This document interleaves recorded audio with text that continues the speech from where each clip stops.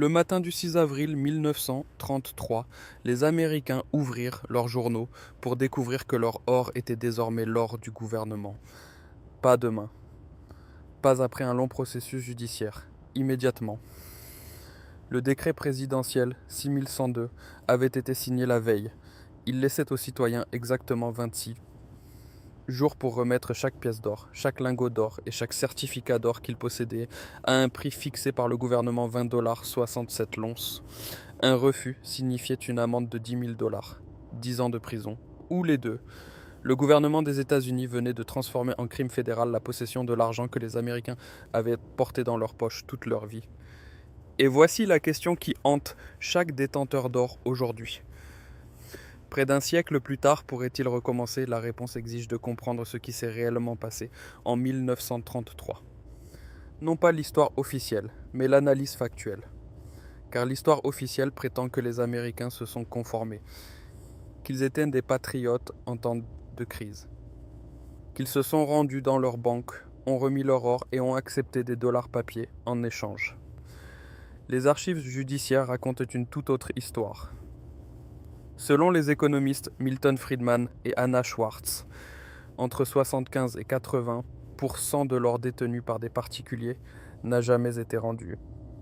3 onces sur 4 ont été cachées, enterrées, expédiées à l'étranger, reclassées ou simplement conservées. La question n'est pas seulement de savoir si le gouvernement pourrait à nouveau confisquer l'or. La question est de savoir comment des millions d'Américains ordinaires ont déjoué la dernière confiscation.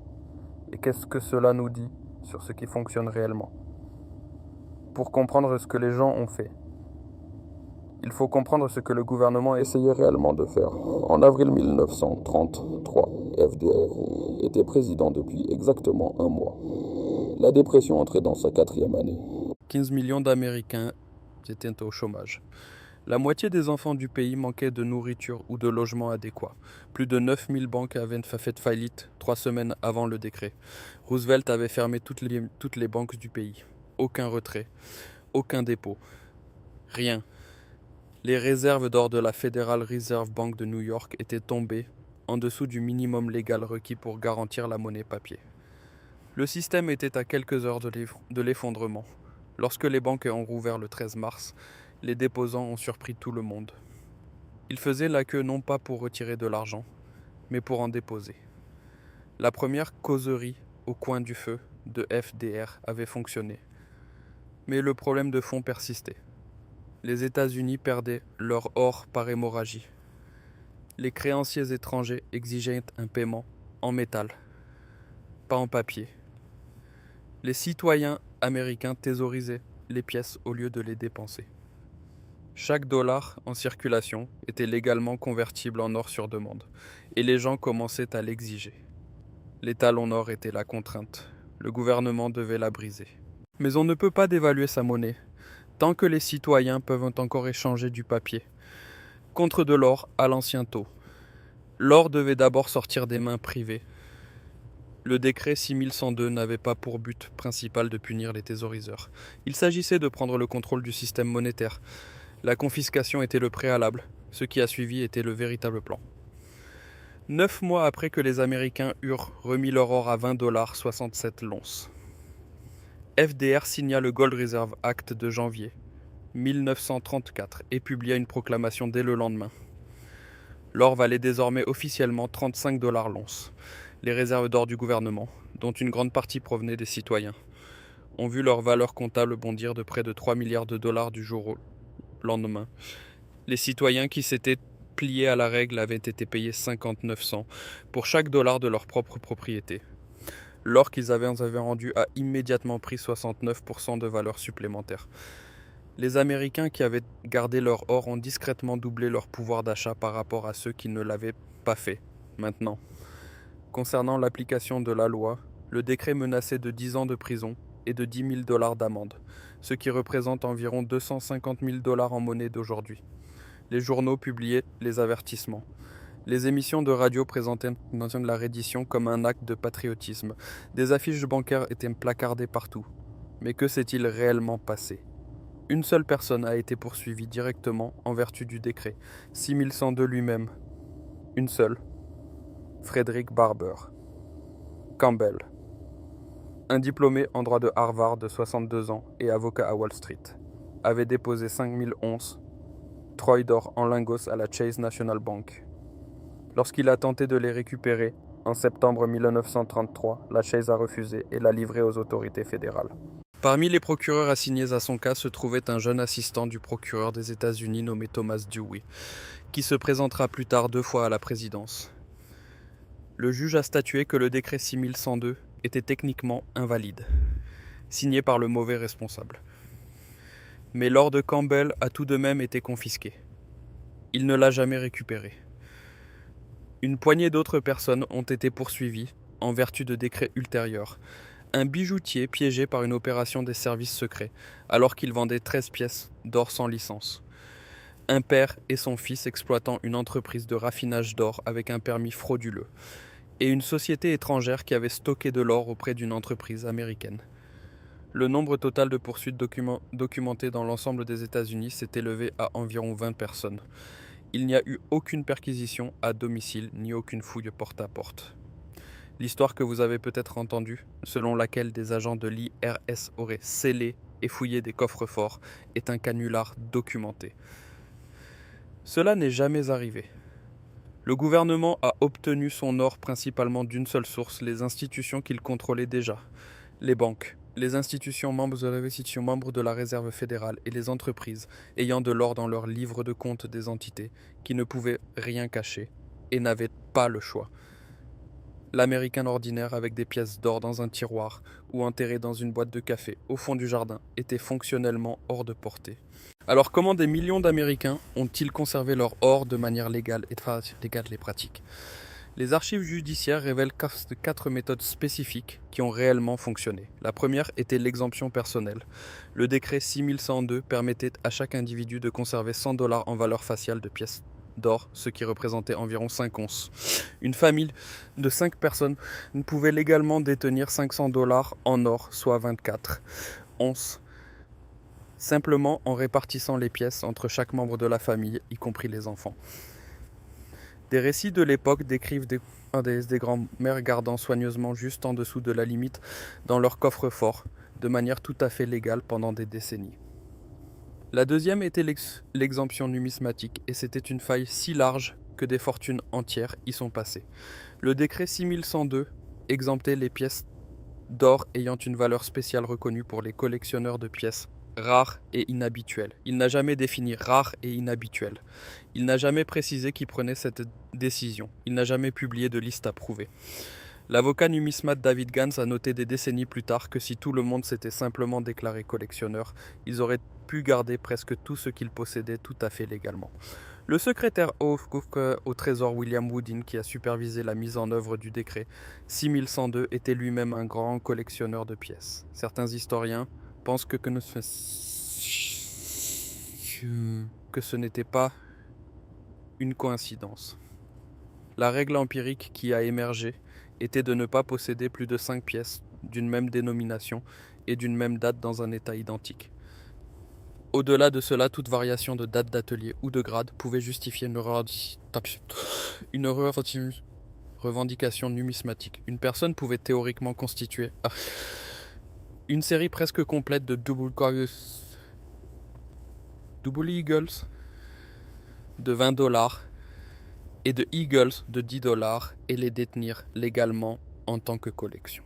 En 1954, le Trésor a officiellement élargi la définition pour inclure toutes les pièces d'or américaines frappées avant le 5 avril 1933, légitimant rétroactivement ce que des millions de personnes faisaient déjà depuis 20 ans. La troisième méthode était le stockage à l'étranger. Le décret de 6102 s'appliquait à l'or se trouvant sur le territoire continental des États-Unis. Le marchand de pièces Abkosov a organisé pour des clients fortunés l'expédition de leurs pièces d'or de $20 vers des banques en Suisse, en France, aux Pays-Bas et en Belgique avant la date limite. Lorsque l'or a été relégalisé en 1974, les marchands de pièces ont ouvert des bureaux à Bruxelles, Paris et Zurich spécifiquement pour sourcer tout cet or américain qui rentrait au pays. Une entreprise publiait des publicités indiquant que des cargaisons arrivaient quotidiennement d'Europe. L'or y était resté pendant 40 ans à attendre. La quatrième méthode ne nécessitait rien du tout, juste le silence. Il n'y a eu aucune descente à domicile. Il n'y a eu aucune fouille systématique des propriétés rurales, des fermes ou des maisons privées. Chaque poursuite documentée concernait une personne qui avait tenté de vendre, d'échanger ou de déplacer de grandes quantités d'or par le biais du système financier. Et s'était fait prendre les Américains qui ont simplement gardé leurs pièces chez eux ou enterrées sur leurs propriétés n'ont jamais été retrouvées. Les populations rurales étaient totalement hors de portée de l'application de la loi. Il n'existe aucune preuve d'une seule poursuite provenant d'une communauté agricole. Les Américains qui ont perdu leur or faisaient confiance au système bancaire pour le garder à leur place. Les Américains qui ont gardé leur or ne faisaient confiance à rien d'autre qu'à l'or lui-même et n'ont rien dit à personne. L'Amérique n'était pas seule en 1933. La confiscation de l'or a une histoire mondiale. Et chaque instance a suivi le même schéma crise économique, pression monétaire, puis reddition forcée. Le Banking Act australien de 1959 habilitait le gouvernement à exiger la remise de tout l'or à la Reserve Bank dans les 30 jours. La disposition a été suspendue en 1976, mais elle reste techniquement en vigueur aujourd'hui et pourrait être réactivée. Le Gold Control Act indien de 1968 a été la tentative de confiscation la plus ambitieuse de toute démocratie et peut-être l'échec le plus spectaculaire. Le ministre des Finances, Morarji Desai, a interdit la possession de lingots et de pièces d'or, limitant les familles à 4 kg sous forme de bijoux. La contrebande d'or a explosé. Les orfèvres ont organisé des manifestations nationales pendant 3 ans. Certains, ruinés par la destruction soudaine de leur métier, se sont suicidés. Les avoirs privés en or ont en fait augmenté pendant la période de contrôle, passant d'environ 4000 tonnes en 1974 à environ 25 000 tonnes aujourd'hui. La loi a été abrogée en 1990 en tant qu'échec. L'Union soviétique a été le cas le plus extrême. Entre 1928 et 1938, le NKVD a arrêté environ un demi-million de personnes pour possession d'or. Le trafic d'or était passible de la peine de mort. Dans l'affaire Rokotov-Faibichenko de 1960, et un des spéculateurs sur les devises ont été exécutés. Après que Khrouchtchev soit personnellement intervenu pour alourdir rétroactivement leur peine, il y a ensuite la Suisse, qui n'a jamais confisqué d'or de son histoire. Des amendements constitutionnels exigent un référendum public, ce qui rend la confiscation politiquement inconcevable. Les raffineurs suisses traitent environ 70% de l'or mondial en lingots. Une confiscation serait une autodestruction économique. Le schéma récurrent dans chaque cas est que la confiscation nécessite un système monétaire adossé à l'or sous pression. Plus l'or est lié à la monnaie officielle, plus le motif du gouvernement de s'en emparer est fort. Ce qui nous amène à la question vers laquelle toute cette vidéo a convergé. Les États-Unis ont relégalisé la propriété privée de l'or le 31 décembre 1974 lorsque le président Ford a signé le décret. L'architecture juridique utilisée par Roosevelt, spécifiquement la section 5B du Trading with the Enemy Act, a été fondamentalement modifiée en 1977. Le Congrès a amendé cette loi pour retirer au président ses pouvoirs d'urgence sur l'or en temps de paix. La nouvelle formulation limitait ses pouvoirs au temps de guerre, ce qui signifie une déclaration de guerre formelle du Congrès. Les États-Unis n'ont pas déclaré la guerre depuis 1941. La loi d'urgence qui a succédé, l'International Emergency Economic Powers Act, accorde des pouvoirs étendus mais avec des limitations critiques. Les experts juridiques ont noté qu'elle autorise le gel des avoirs. Pas leur saisie. Elle exige que toute menace provienne substantiellement de l'extérieur des États-Unis, excluant une crise financière purement domestique. Et elle n'a jamais été utilisée pour confisquer l'or de citoyens américains. La clause d'expropriation du 5e amendement présente désormais une barrière constitutionnelle qui n'existait pas concrètement en 1933. Le gouvernement serait tenu de payer la juste valeur marchande. Avec un or se négociant à plus de $2000 l'once et sans taux officiel fixe, derrière lequel se cacher. Le gouvernement ne pourrait pas reproduire l'astuce de 1933, consistant à payer 20 $ pour réévaluer immédiatement à 35 $. L'écart d'application pratique est encore plus large. En 1933, la majeure partie de l'or se trouvait dans les banques des institutions que le gouvernement contrôlait déjà. Aujourd'hui, l'or peut être acheté anonymement dans des boutiques de pièces, stocké chez soi, gardé dans des coffres privés ou détenu dans des juridictions étrangères. Il n'existe aucun registre fédéral des propriétaires d'or. Les Gold American Eagles sont spécifiquement exemptés de la déclaration requise pour la plupart des ventes d'investissement. Si vous détenez des ETF d'or, des fonds comme le GLD ou l'IAU, cet or se trouve dans les coffres des banques dépositaires. Un ordre réglementaire adressé à ces dépositaires pourrait geler ou saisir cet or instantanément. Si vous détenez de l'or dans un plan de retraite IRA par l'intermédiaire d'un dépositaire agréé, il passe par le système fiscal. Il est tracé. Il est atteignable. Ce sont les équivalents modernes du dépôt bancaire de 1933. L'or physique entre des mains privées est pratiquement inaccessible par tout mécanisme juridique existant actuellement. Les menaces modernes réalistes ne sont pas la confiscation, mais la taxation. Le Congrès pourrait augmenter le taux sur les objets de collection ou imposer une taxe sur les bénéfices exceptionnels liés aux gains sur l'or. Il pourrait renforcer les exigences de classe de déclaration ou mettre en place des contrôles de capitaux limitant les exportations d'or. La saisie pure et simple de l'or physique des citoyens privés est considérée par les experts juridiques, tout l'échiquier idéologique, comme invraisemblable, voire presque impossible, dans le cadre constitutionnel et législatif actuel. Ici, ce que nous disent réellement les archives historiques, la confiscation de l'or de 1933 n'a pas été le succès total que le gouvernement a présenté. 3 onces sur 4 n'ont jamais été remises. Les personnes qui ont perdu leur or étaient celles qui le stockaient à l'intérieur du système dans les banques et auprès d'institutions financières, sous des formes que le gouvernement pouvait voir, atteindre et contrôler. Les personnes qui ont gardé leur or étaient celles qui avaient compris une chose sur laquelle le gouvernement comptait pour qu'elles ne la comprennent pas, que l'application de la loi exigeait de la visibilité, et que la visibilité était un choix. Aujourd'hui, certaines choses ont changé. La loi est substantiellement différente.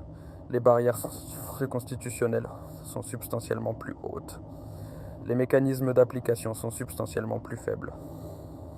Il n'y a pas de monnaie adossée à l'or à protéger, et aucun motif monétaire comparable de près ou de loin à celui de 1933. Mais une chose n'a pas changé. L'or qui survit à toute action gouvernementale, qu'il s'agisse de taxation, d'exigence de déclaration, ou du scénario hautement improbable d'une future tentative de confiscation, est toujours l'or qui est détenu de manière privée, physique et discrète. L'or que le gouvernement peut trouver et l'or que le gouvernement peut prendre. La leçon de 1933 n'a pas été écrite par FDR. Elle a été écrite par les 75 à 80% d'Américains qui ont simplement gardé le silence et leur or entre leurs propres mains. Si cette enquête sur l'histoire cachée de l'or a changé votre regard sur les actifs que vous possédez, n'hésitez pas à vous abonner et à aimer la chaîne. Nous nous consacrons à déterrer l'histoire qu'ils ont essayé d'enterrer. Protégez votre patrimoine et plantez les graines de votre avenir. Notre prochaine immersion profonde dans les archives ouvrira bientôt ses portes.